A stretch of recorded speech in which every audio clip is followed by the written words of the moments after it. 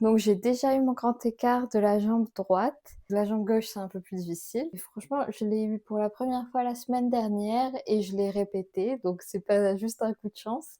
Et comme on m'a demandé qu'est-ce que j'avais fait pour y arriver, je vous fais une petite vidéo rapide pour vous montrer comment je m'échauffe.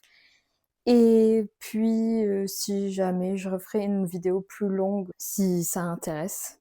Encore plus longue, on va dire, parce que là, je suis un peu dans le rush. D'abord, pour moi, ce qui a été le plus important à comprendre pour descendre le plus bas possible un grand écart, c'est vraiment de s'échauffer.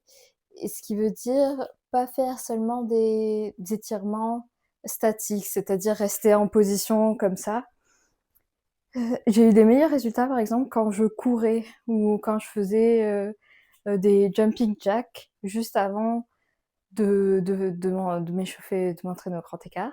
Donc, c'est ce que je vais faire. Juste pour info, donc on va d'abord regarder où en est mon grand écart avant de s'échauffer. Donc, je vous montre à quel niveau il est. Donc, bon, on va garder la jambe droite vu que c'est avec celle où je descends le plus bas. Et là, vous voyez, sans m'échauffer, je suis là. Donc on va dire une main. Et là, ça commençait bien à me tirer. Donc là, je vais m'échauffer. Donc là, ça fait 3-4 minutes que j'ai fait monter la sauce.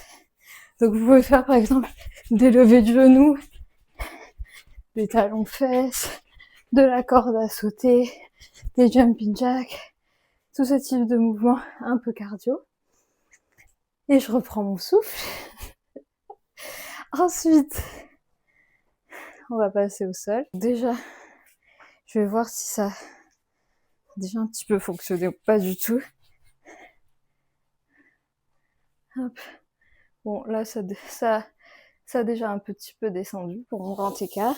Ne forcez pas surtout hein, quand vous n'êtes pas complètement échauffé. Et ne forcez jamais en général, parce que vous risquez de vous faire mal.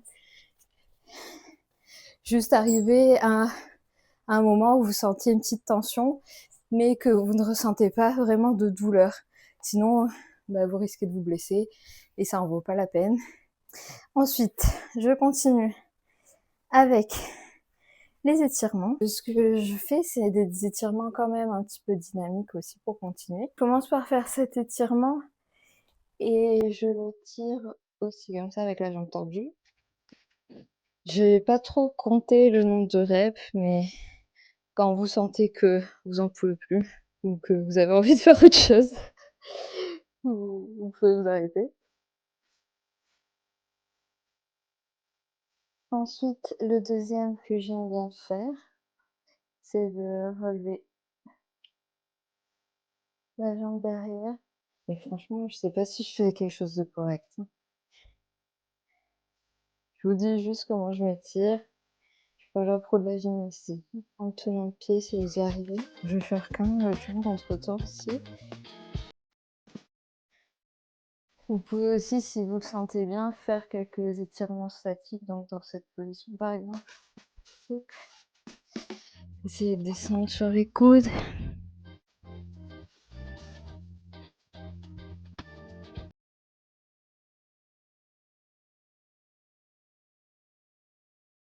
Ensuite, pour faire le grand écart, vous savez, il y en a qui ont quelque chose pour faire glisser leurs pieds. Moi, ce que j'utilise le plus souvent, c'est une chaussette, parce que sinon, j'arrive pas à faire glisser mon pied vers l'avant.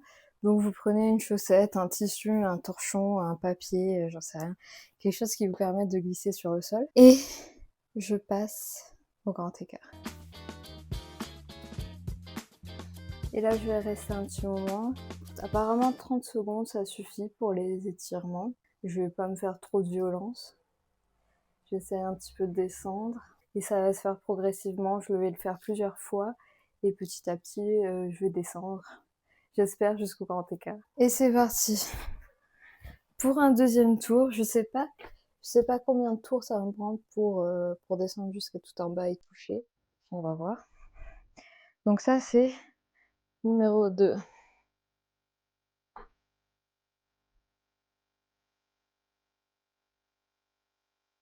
Ah, là déjà, je touche avec le mollet, pas vraiment avec la fesse.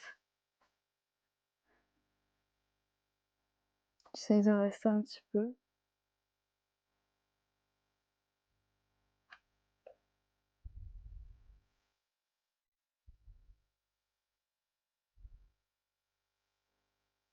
Après, je pense qu'on a aussi des jours meilleurs que d'autres, donc je me mets pas la pression tous les jours. Mais globalement, je sais que mon maximum s'est amélioré. Après, mon maximum, je l'atteins pas forcément à chaque fois que je m'entraîne. Et ça va dépendre aussi de ma fatigue et de ma tolérance à la douleur, on va dire, parce que même si on va pas jusqu'à ce que ça fasse vraiment mal, mais ça fait mal quand même. Donc ça, c'est ma jambe gauche. Elle n'est pas du tout au même niveau que ma jambe droite. Est-ce que la troisième fois sera la bonne? Je l'espère, car j'en peux plus. Donc, sinon, si c'est pas la bonne, je pense que je m'arrête là. Hop, je crois en moi. J'ai la force en moi pour descendre. On se met sur la chaussette et on glisse. Et là, est-ce que j'y suis? Ah, je touche avec la fesse. J'y suis! C'est la troisième fois, c'est la bonne, j'en peux plus. Évidemment, je suis pas hyper à l'aise dans la position, mais on y arrive. Ah, mon Dieu. En fait, quand on commence à toucher le sol, du coup, c'est un peu plus simple de rester dans la position. Parce que quand on touche pas, vous pouvez vous aider, par exemple, de blocs. Donc, par exemple, pour ma jambe gauche, je sais que je suis quand même assez en retard. Mais j'ai 2 blocs que j'avais achetés à Decathlon, ou bien un coussin, par exemple. Ça vous permet de vous poser un petit peu sur quelque chose pour pas trop être dans la tension non plus. Vous pouvez poser votre jambe. Et là, je sens que ça tire, mais ça me fait moins mal que si je restais dans l'air, on va dire, parce qu'il n'y avait pas de support. Et ça m'étire quand même bien la jambe. Donc ça, je pense que ça peut être pas mal si vous êtes assez loin du sol. Moi, j'en profite maintenant que j'arrive à toucher avec une jambe. J'essaye de rester au sol. Mais bon, ça fait quand même un petit peu mal. On va pas se mentir quand même. Ça, c'est un petit peu la douleur. N'oubliez pas de vous hydrater. Et j'espère que petit à petit, vous allez réussir à descendre. Merci d'avoir regardé cette vidéo. À bientôt.